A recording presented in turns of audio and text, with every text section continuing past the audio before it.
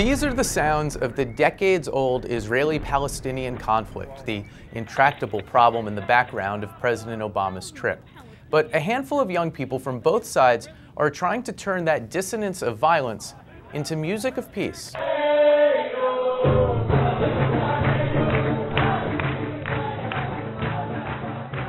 The odds aren't great that cultural exchange will do what generations of world leaders have failed at.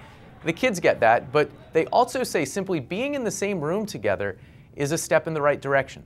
Fold producer Gabe Silverman has their story.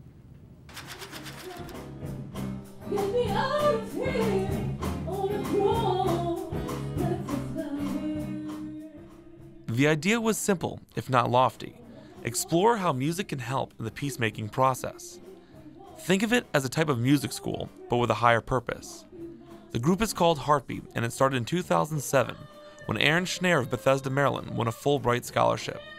The only way forward, the only way to overcome the challenges that we have today are for the two communities to build trust, to get to know one another, and to understand that there are millions of partners for peace on each side, and they're just drowned out by violence and by extremism.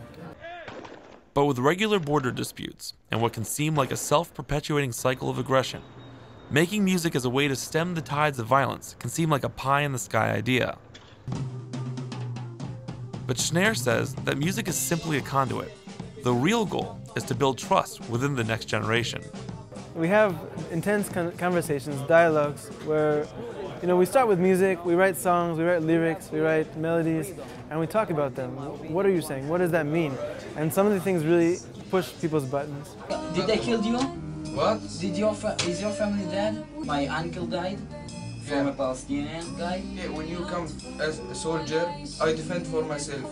I try to kill you. There's a tendency to freak out and be afraid of those kind of conversations, but what we really try to emphasize is honesty, and that if we're here to be an example, we need to learn to have difficult conversations amongst ourselves. We met up with the group in Washington toward the end of their tour. Only a handful of their members could make the trip, and for those that did, they were clear that the band's unity is the exception and not the rule back home.